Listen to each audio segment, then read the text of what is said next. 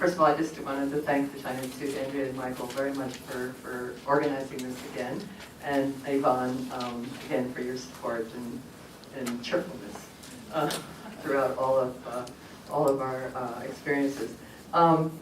This is the second part of the conversation. It started in May of last year, I believe.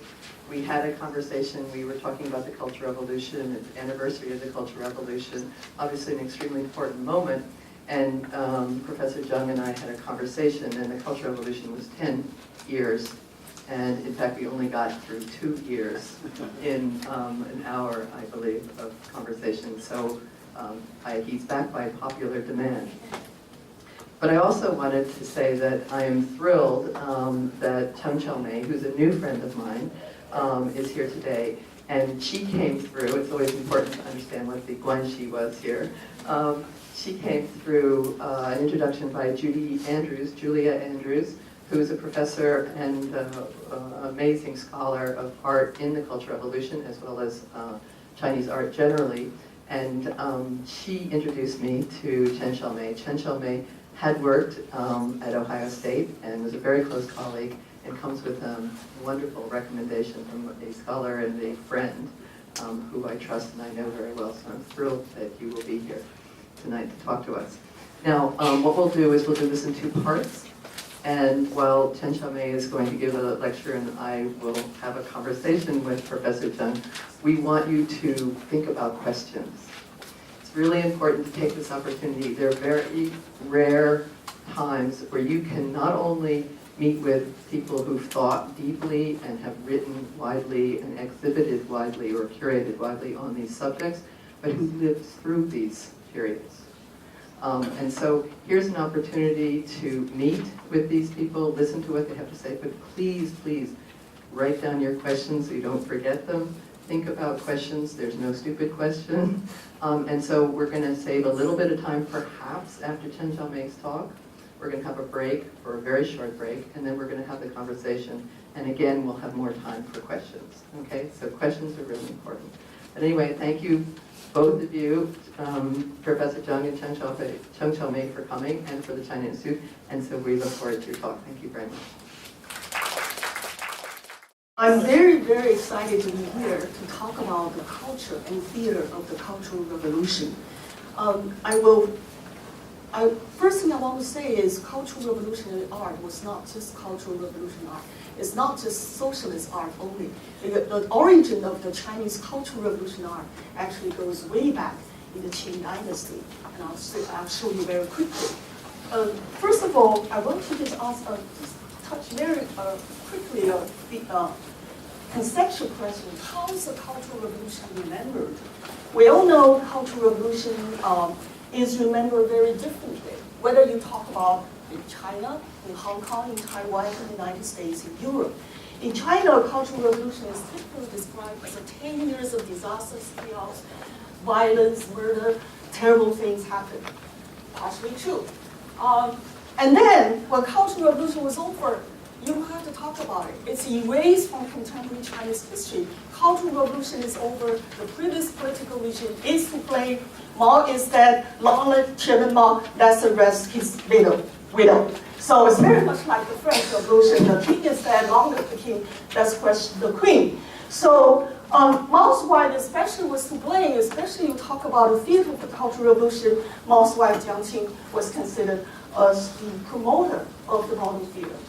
In the West, English-speaking, English-language memoirs of the Cultural Revolution are written by women, it's Chinese women, growing up during the Cultural Revolution, writing about the miserable experience of living in China.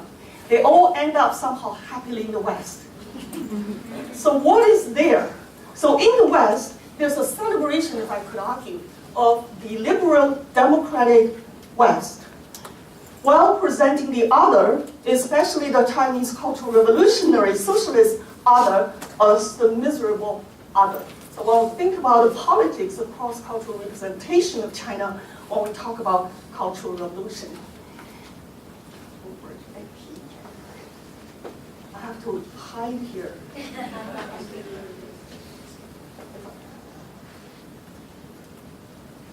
Maybe I should just do this.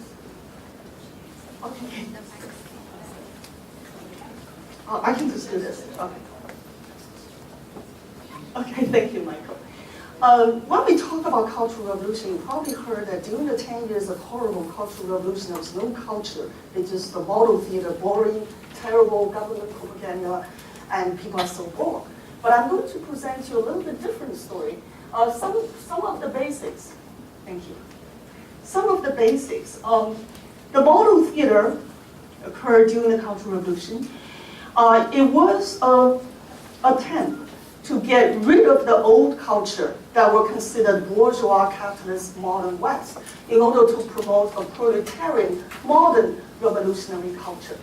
So what's in the model theater is actually 2 ballets. Ballets Western folk, and 5 Peking operas, traditional Chinese Peking operas.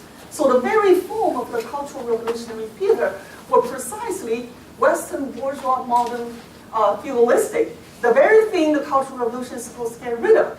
But the Western form and Chinese traditional form was perfectly reformed and transformed and combined in creating what is supposed to be brand new revolutionary culture. So here's a popular poster during the Cultural Revolutionary period, and it shows Jiang Qin, and who is considered as a promoter of the Cultural Revolutionary model theater.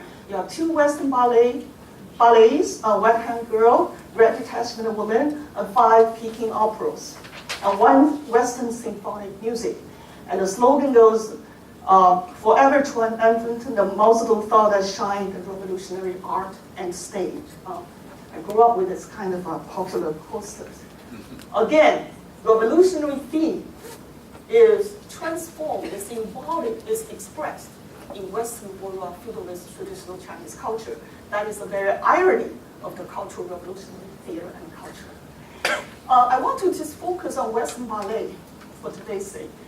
And was introduced, Western ballet as an artistic form was introduced into China in the 1920s.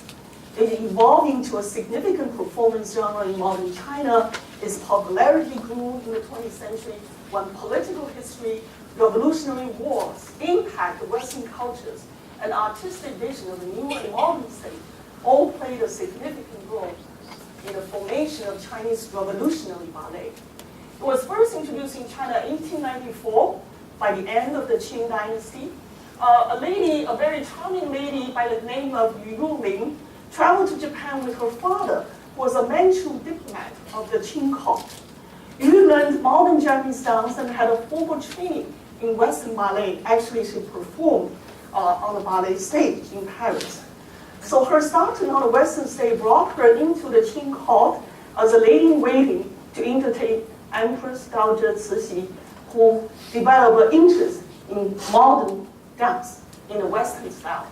Here's the image of Cixi in the middle, and here's Yu, and that's Yu's sister, and that's the other ladies in waiting. Yu's sister is also a talented artist and know 5 different languages, if not more. So Cixi actually was a modernist. We also, oh, that's a bad woman.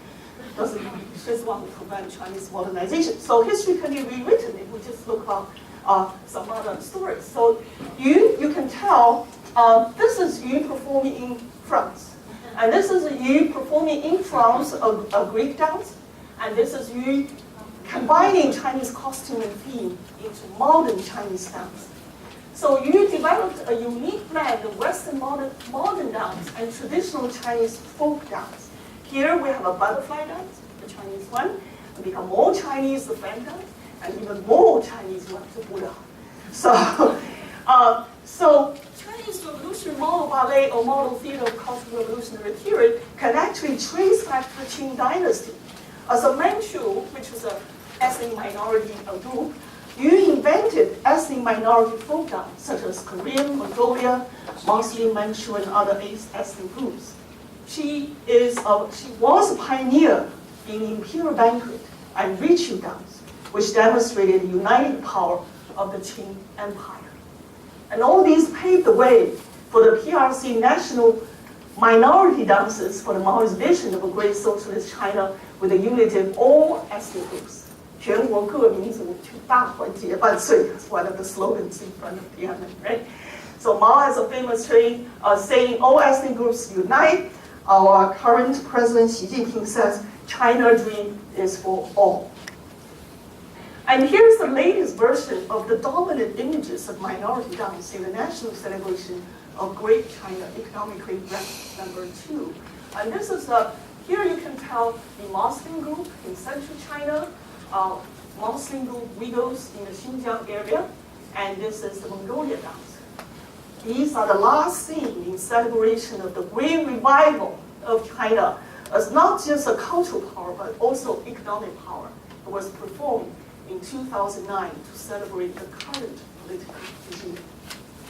So now I'm switching to 1950. China, yes, it was founded in 1949, but by 1950, we already have the first full-fledged Western ballet performed. But again, is Western ballet form almost to its perfection in terms of technology and skill and style, but it's a Chinese theme. And the Chinese theme now is Korean War. So here, the piece stuff, was started by Dai Lian, who introduced ballet, Western ballet to China in the 1940s, and she started in this one. And this is her. Here you can see very much in the Western tradition. But here, without duet, you cannot have ballet. So the duet, the male part is a U.S. imperialist. And she tried to hurt the peace staff, and peace staff was struggling with him. And workers from factories in Shanghai came to rescue the peace staff. And the U.S. guy was driven home out of Korea. And then we celebrate the peace movement of the 1950s China. And then we have the second China ballerina by the name of Bai Shuxiang. And you would imagine that 1958, great leap forward, nothing good that happened in the culture scene. But we have a full-fledged performance of Tianluhu Swan Lake. And was done by a cast of 100 dancers. At the age of 15 on average, they were trained by former Soviet Union experts, continuing the tradition of Russian ballet tradition introduced in China from the 20s, 40s, and so on. And look at the second scene. Isn't it gorgeous? If I just blank out the Chinese, can you just tell this is a ballet, impossible ballet production? Okay, and then you can tell how you can easily translate or transform the white swan, this is Bai Shuxiang, into the red swan. The ballet, the red reputation of woman, which later on developed into two of the Western ballet popular during the Cultural Revolution. And you can tell everything else is the same. Everything else is the same. The choreography, even the legs. But we have the revolutionary story. The story is an enslaved girl, Wu Qinghua, ran away from the landlord household, joined the Communist Party, became a woman warrior, and fought for the liberation and happiness of Chinese common. Now, it was so well received that in 1964, Mao and Liu Shaoqi, Mao Zedong, Zhu De, and Kang Sheng, they received the cast. And the Red Ballet toured in Japan, France, North Korea, performed for Richard Nixon in his visit in 1972. Some of you probably see the opera when the ballet was actually merged into Madame Nixon's wife's imagination. Yeah, she actually danced with her, right? So it was also performed in Paris Opera House in 2009 by the fifth generation of Chinese artists in post-socialist period. So one popular ballet connect all historical period and is still popular not only in China, in post-socialist China, but also on the global stage. Here I'm going to show you a little clip. She was just beaten up by the landlord. She traveled long distance to go to the liberated area. You can tell the red-silver costume is very sexually alluring for the Cultural Revolution. The sky, a white cloud, weather is beautiful here. This is my new home, she says to herself. Look, remember her? We remember him, and this is when the leader of the Red Detachment, the woman in Changqing. Oh, sorry, I got too far. For the first time, she saw the red flag. She's very excited. This is where she belongs. You notice the music is Western symphonic music with a beautiful violin played on it. That image became a popular poster during the Cultural Revolution, was hung up in my dormitory when I was in the Northeast, and I admired it all the time and stare at it as a beautiful image.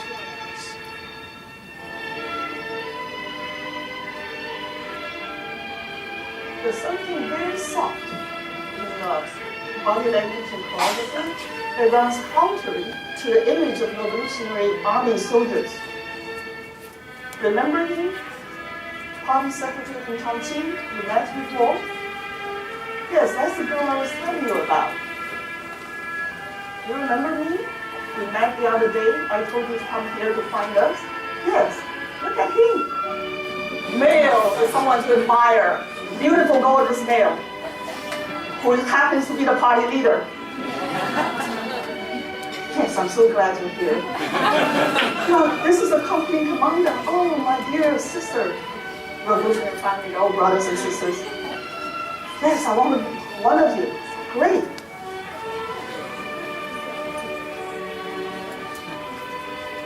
They're all in the same military unit. You all work together. You're all oppressed people of the poor. Here's a bowl of coconut water. Is that for me? Oh my goodness, nobody has treated me like this before. You sure it's for me? Oh, how touched I am. Thank you so much. Yes, you're one of us. Okay, so we'll stop here.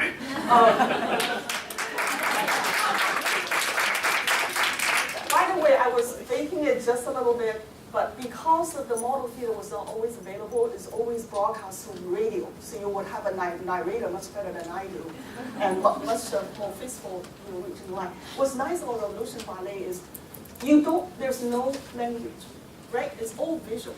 So if you're tired of it, you can tune out the political message, just enjoying the ballet. And how is it different from Slam, the Revolution Ballet, right, from the West?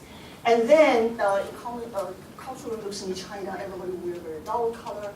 Here you have the blue, the red, and the next one is my figure, and you can actually see legs. And it's military play.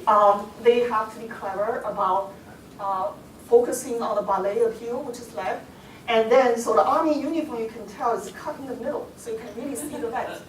So you don't have to care about revolutionary ideas. You can just look at it and say, oh, I love those legs. Actually, there are memoirs published after the Cultural Revolution was over. They're actually saying, oh, it was fun to watch ballet. It was made into movies, so it's everywhere available. Oh, I just love to watch those sexy legs. I mean, my teenage and things get crazy. Anyway, so again, Cultural Revolution model theater was not created in vacuum. It can be traced back to early works during the socialist period. There was a film version, Red Detachment of Women, and you can tell the sexual energy between the two, Hong and the Wu, is very much there. Actually, the scriptwriter Liang Xing later published an article saying, I want the love story there, because love story can only reinforce the revolutionary friendship. Other people say take it out, so he took it out. He said, but if you're clever, the watch your film is still there. So you can still Google this, it has an English translation, and you can both get the ballet version as well as the film version. And the film version, you can tell, that's when Qinghua recovered from her wound, and he's asking about how's your wound, and you can tell it's just very kind of, there's something going on. And then before his death, he told her, you just became a member of the Chinese Communist Party. It's your job to lead the troop to victory. So the farewell of potential lovers become even more heart-wrenching, precisely because of the whole procedure. Then by the end, because he was dead, Wu Qinghua replaced him as a party secretary to the right, And then here, not only a slave girl become a strong-willed communist fighter, but she also embodied the unfulfilled love, passion for the one who has never been there and will never be there, but somehow will be there in one way or the other. So it has an afterlife. Here you have the picture book of Really Passion in the Woman based on the ballet version. People go back to rewrite the biography stories of the regional troupe fought in the Hainan Island in the 1930s and 40s. The DVD of both film and the ballet are still constant popular seller. You can find in China. You have stamps and the DVD. So the life seemed to go on. And then Red Classic turned into Red Tourism. We have a theme park in Hainan Island that make money out of the old revolutionary ballet. And I'm going to skip right hand row because we don't have time, but just in case. So what I'm trying to say so far is the model cultural revolution model theater have a lot of things in one. They can be traced in period of Qing Empire, Russian Empire, Chinese Socialist Empire, and the post-socialist dreams. It shows the dynamics and constructive process between Western artistic form and Chinese socialist theme and content. It shows that propaganda art is a gradual development to create a new but modern Chinese art and culture cannot be easily dismissed. It also shows Chinese artists' willing and talented participation of creating propaganda art to find a stage of their own so that they can perform. I'm going to switch gear a little bit. Not only we have Berlin Ballet, Peking Opera, and so that, we also have Western play produced in the socialist China. This is 1954 performance of Chekhov's Uncle Vanya, and this is Dr. Oslo, Vanya, Sonia, Yelena, and this is a very famous photo of Yelena first appearing from the depths of the room, meditating, unhappy but gorgeous. You can tell, Marriage of Figaro, 1961, the same actress performed the Countess. The Chinese promotion of this play is also, this is the one that incited French Revolution as well, class equality, so that's why socialist state is in place. And then this is one of the most famous production of Western theater in China, A Doll's House. And it was to celebrate Ibsen's birthday. It was also to promote women's equality to men against Western patriarchal society. It was also to promote modern drama to serve the interests of the people to fulfill the vision of a modern and revolutionary China. Here, I want to plug China Institute here. Hu Shi translated Ibsen's A Doll's House, 1919. And there was a special issue edited by Hu Shi for Xinjiang New News, published in 1919. Hu Shi has a lengthy article that talks about Ibsen in China, basically interpreted the play as liberating the woman, walking out of patriarchal home. So again, Western drama was performing socialist China to suggest China is not just revolutionary, communist, and socialist, it's also modern. There's a no key difference here, partially. And then this is Act 2, very famous, when Nora was doing her Spanish downs. And this is last scene when Nora is saying, I want to go out into the world and find out who is right, the world or me. And it's interesting, in the 1930s, a very famous writer, Lu Xun, actually wrote an article in lieu of Lu Shi's introduction of Ibsen's A Doll's House, and say, what happened after Nora walks out? Now we have an off-Broadway show, A Doll's House Part 2. And I read the introduction. 20 years later, a knock at the door, Nora came back. What happened? The Chinese did it first. That was the first time to do it. As a joke. Chinese like to say that. Okay, so when I teach Chinese theater and Chinese art, especially the Cultural Revolution period, I always end up with this picture. This is a family of Qi Shuping, and this is Qi Shuping's husband, Chen Yongjing, who is the stage designer of all the three stage shows. And I would ask, who is that little girl in the middle? The student would look at me. I would take on my class. Professor Xiao Mei! They call me Xiao Mei, but they cannot take out the professor for some reason.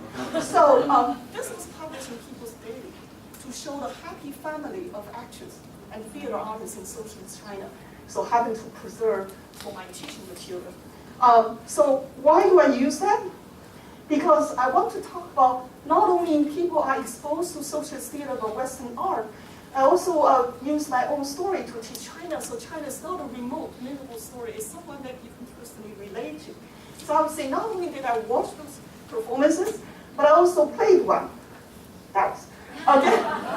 So in addition to Western drama, we have the Chinese contemporary theater, and this is about the Korean War. It's about army transportation soldiers. A whole bunch of Chinese volunteer army went to the North Korea to fight against U.S. imperialism. This little girl's eyes became blind because the U.S. bombers damaged it, and she was crying, and the Chinese soldiers said, "We will kick out the U.S. imperialism." So I was part of the show. By the way, this is not me. This is the first season of Picture Considered. The one I took part, it was the third season. It goes on for a couple of seasons. And then I would also tell my students the theater art is very much part of the visual art, visual culture of socialist China. For instance, I would point out red detachment wouldn't be here. Red is very much in the revolutionary visual art created during the Cultural Revolution. And I would tell them how I perform revolutionary model theaters and other revolutionary art, red songs, just like them. When I was in Northeast Wilderness from the age of 15 to 19, the send-down youth period, and I would have audience. I would feel great. Without Cultural Revolution, I don't think my mom would ever want me to be on stage. And here, you don't even need a stage. So I would teach my story of growing up in, with theater and art in North China. This is how I teach China to American students. I would always return to the early 1960s when I was touched, intrigued, and indeed constructed by the Maoist theater and art that offered me space to play in what seemed like a simple world of bright colors and thrilling effects. I will try to keep a balanced view of China, not limited by Western representations of China, nor by the Chinese official views of the past. But I will make sure, ultimately, I will maintain an academic and critical position that questions my own position all the time, so that I'm not talking about China from a privileged position of the daughter of theater arts, which is not the story of everybody. And I was also fortunate enough to be able to become English major in Beijing Institute of Foreign Languages Institute, 1977, and started learning English at the age of 18, didn't really waste my useful years that much, and I was the first one to get to the United States to get American education. So I belong to the few fortunate and privileged one. So my story is not the majority story, but I want that story, that memory, that way of looking at China somehow preserved. Last slides, then I'm done. So the bigger point of my research is to somehow demonstrate that Hyangsi propaganda performance can no longer be simply dismissed as a monolithic, top-down, and meaningless practice characterized solely by censorship. They can be studied as a complex and dialectical process in which multiple traditions and opposing views climb, negotiate, and compromise in forming what functions as official ideology, but can also reveal in the form of personal memories, nostalgia, commercial culture, star culture, and the youth culture with popular appeal. Thank you very much.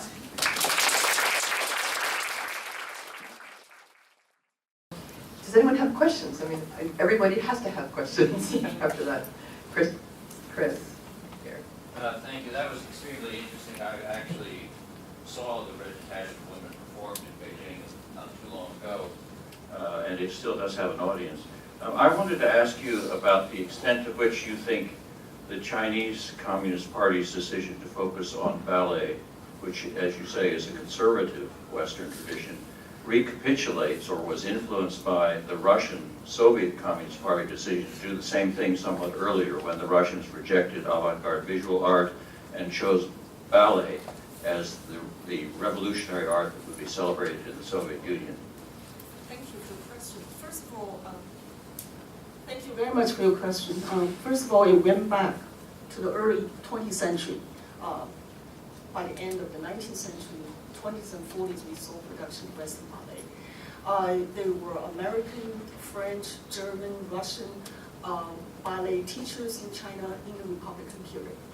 Now, in the PRC period, because of the close relationship with socialist brother country, the former Soviet Union, the Russian ballet teachers who constantly invited back actually helped founded the ballet school.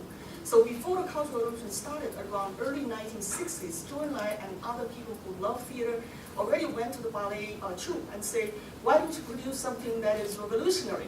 And the first one they tried actually is 巴黎圣母院. Notre Dame. Notre Dame, what's the full name? Notre Dame is The Hunchback of Notre Dame.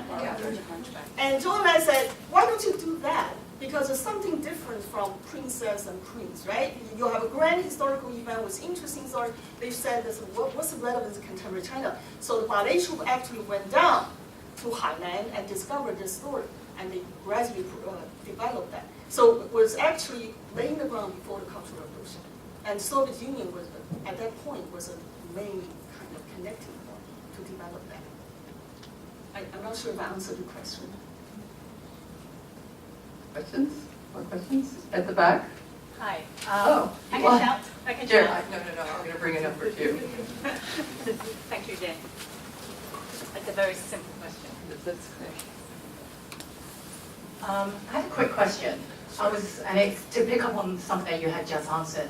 I was wondering if there were any plays or ballets that after it's been shown actually got into trouble or were failures. Were there failed plays or ballets? Thank you. White's Swan Lake. Yeah. Even before the Cultural Revolution, after it was postponed in 1958, was already criticized as something bourgeois and Western. It's about 孩子家人. It's about princess and prince and bourgeois and all Western. Can we do something better? In Chinese literature and art and cultural scene, you have this typical upside down. They will have something great, like Swan Lake, and then was so successful, and people inside the field will say, oh, this is the best ballet PRC can produce and celebrate. Then the other side will try to protect the party line by saying, wait a minute, this is Western ballet. We're supposed to have a socialist art. So that's related to the first question. So how to create a socialist ballet was always on a radar screen for this ballet creators. And one thing about the red detachment of women is that when it first, the idea first came out, it was questioned and say, in the world ballet history, there was no such ballet that actually depicted the war. Are you sure you want to do this war theme, the red detachment of women? How can you use ballet, the Western form, to do a revolutionary war story? But as we can tell, it's actually very successful.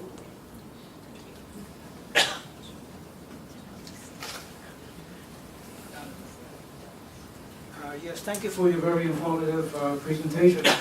I'd like to ask about the role of film during that period.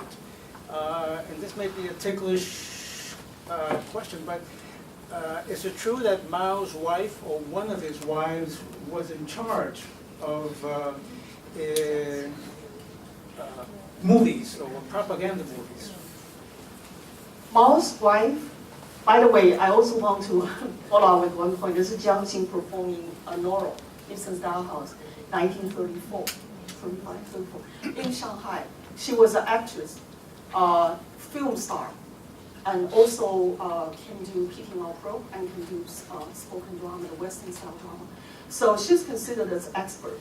So nowadays in the Chinese publication, people tend to put her down and say she just grabbed all the achievements of Peking opera, ballet, and whatever, and say I created model theater, but she didn't quite do it. They exist before she came to the scene during the Cultural Revolution. But then there are other memoirs actually telling that the different kind of story about the creation model theater. Basically arguing Jiang Xing really knew the stuff.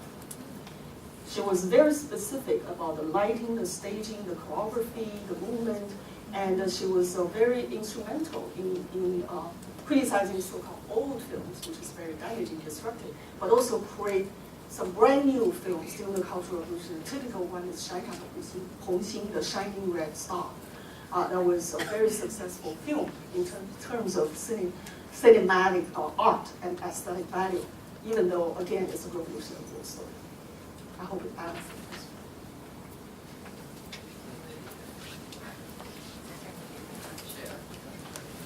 Thank you so much for your passionate and thought-provoking talk. I think you raised a lot of questions relevant to China's international relationship with North Korea. And I would like to know more about the interstate kind of exchange between socialist countries such as North Korea through the medium of revolutionary arts or revolutionary ballet. That's a great question. I mentioned earlier the influence of Soviet Union on the ballet productions and so on, because they were considered socialist brotherly country. North Korea actually had a huge impact. Those of you who grew up during the Cultural Revolution probably remember, in addition to a couple of films such as Shining Red Star, which didn't come about until later during the Cultural Revolution, we actually saw a lot of North Korean films. 卖花姑娘 and so on, because we didn't have other things. So 卖花姑娘, which was a tearjerker, and a poor girl and couldn't support the family, we cried. I mean, during the Cultural Revolution, when there was very few film shows, we would travel in the very cold weather in the Siberia, like weather in the northeast China on a farm, just to see the Korean movies. So for Korean movie and Cuban movie and Algeria movie from socialist countries occupied a big part of cinema during the Cultural Revolution. And also, I don't know if you're familiar with the revolutionary epic, The East is Red. The East is Red, a very art form of songs and dance combined together to create a revolutionary epic, was a form they directly borrowed from North Korea. North Korea first started 金刚山之歌, 今日城之歌, the song of Kim Il-sung, which is exactly, the Korean people are very famous for dancing scenes, so they have this revolutionary epic surrounding the family history, revolutionary history for Kim Il-sung. So a Chinese military delegation actually went to Korea and saw it and said, wow, if they can do this, let's do the same thing for Chairman Mao. So that Dongfang Hong, the East is Red, which is very, very famous, was actually directly borrowed from North Korean socialist culture. And there's a book on it. Couple more questions? Thank you so much.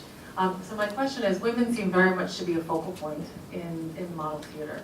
And I wonder how this helped catalyze or reposition women in Chinese society at the time. That's a very, very good question. Not much time to You think so? Okay. We'll just take more time after the end, right? I hinted a little bit when I talked about Hu Shi's introduction of Ibsen.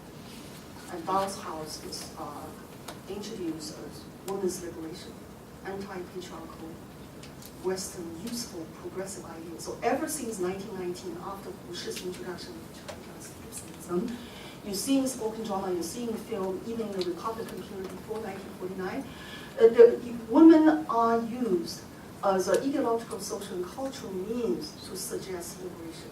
Actually, if you read what's the books about the appeal of Chinese Communist Party, why it was so successful all of a sudden, two big appeals. One is appeal to women.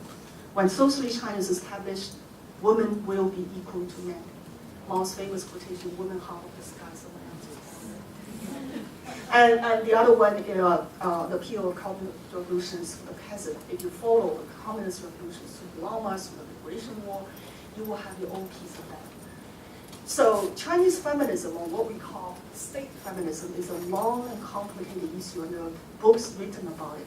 Basically, the idea is, in terms of sociological and cultural issues, there's definitely improvement of the women's status after 49.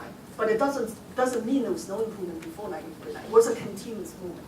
But on the other hand, which is equally important, it definitely exploitation of women's issue as part and parcel of the official ideology. Thank you. That was a very good summary of a very complicated issue. Thank you so much, Susanna.